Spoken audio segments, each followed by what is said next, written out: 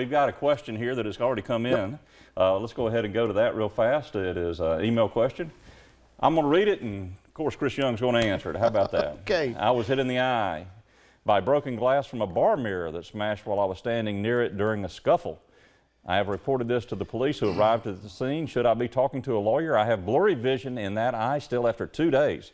I don't know what to do. That's John, and John, we appreciate that very much. And man, I tell you, that's you know, you got 2 eyes. God only gave you 2, man. That's right, and you got blurry vision in one. So Chris, let's knock this down a little bit for John. You know, Larry, first thing I would look at is the answer to the question. Yes, John, you do need an attorney to help you, represent you, look at this for you, advocate for you, put all the evidence together, because you got a lot of moving parts here. Right. You know. So you got a scuffle going on in a bar.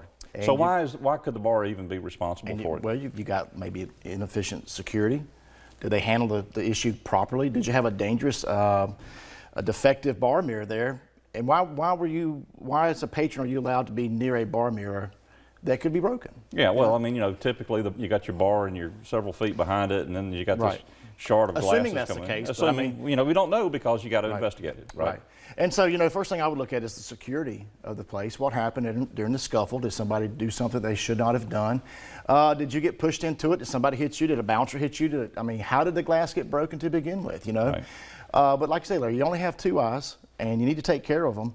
And there's a lot of things, a lot of evidence out there that needs to be collected. And, you know, doing it by yourself is a little bit tough, so I would highly recommend getting an attorney. And reporting it to the police, that's just one part of the equation. The police handle the criminal side of it. Yeah.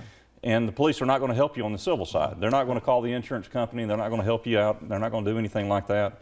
They're not going to, you know, complete the investigation for you. What they're looking for is what crime was committed and by whom. And once they do that, they're, you know, it's kind of like the blackjack dealer. They're, you know, out of the situation. Well, just like we can't prosecute cases on the criminal side, you know, we have to take the civil aspects of cases. They can't handle the civil aspect. They leave it to us. And so, you know, Larry, I keep going back to it. You know, a patron in a bar, you're taking some responsibility, you know, being there, number one, okay? But you didn't walk into this place and leave and expect to have a damaged eye or an injured eye. And so, you know, what caused it? Obviously, we know the broken glass did. Did you have blurry vision or an issue with your eye before the incident, but now you don't, or now you do, but you prior to that? And so there's a lot of steps and a lot of process that you have to check off and make sure that you get there to prove it or establish liability on the facility. Right. So, yes, John, reach out to an attorney, let an attorney similar to ours do the investigation for you, get in there, find out what the facts are, maybe find out who the witnesses are, preserve maybe some video evidence, and of course, you know, sometimes there's cell phone and TikTok and all different things you can do to investigate it. Let's go on. I mean, we've had cases in the past where we've gotten evidence off of Instagram, Facebook, TikTok, and you're kind of like, oh wow, thanks. Yeah, you know? Yeah, appreciate that. People can't just help; they just can't help themselves. Right, and so you never know. Some person may have been. A lot of times on these fights, you know, these scuffles, there's the girlfriend or the boyfriend or somebody else is over there going, get him, you know. And it's out there. And once it's out there, even though they try to quote take it down, somebody usually has a copy of the link or a copy of a link. And that's what we do. We get deep and we investigate it. In fact, I've got a case right now. It's a wrongful death case that we're investigating, and we're waiting to get a subpoena back. And believe it or not, the person who died, unfortunately, they were on probation, so they have a GPS.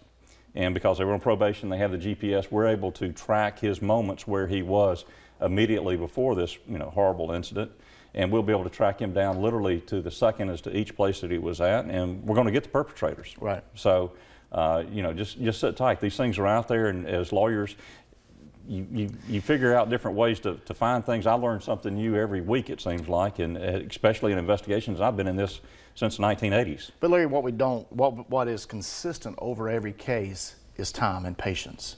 You have to be patient. You have to be you know, look for the evidence, and the evidence will come to you. Yeah, but you can't be patient sitting on your hands. No, I don't mean it. I don't mean it that way. Right. But you got to be proactive. Right. You got to be proactive, and you got to get somebody who's going to. You got to be diligent. Maybe that's the better word. Diligent, not patient, because you know you got to get what you have, work through the process, take every little nugget that you can, because it will come to you. And kind of like your GPS, you know, it's you know, somebody may want something done now, but you know it takes a while for us to get we got to get reports. the subpoena. We got to get the subpoena out. You know, the family knows it, and they know that it'll be 30 days after the subpoena. But you are right. Don't sit on your hands. Contact an attorney. But after then, it does take some time to get some information in.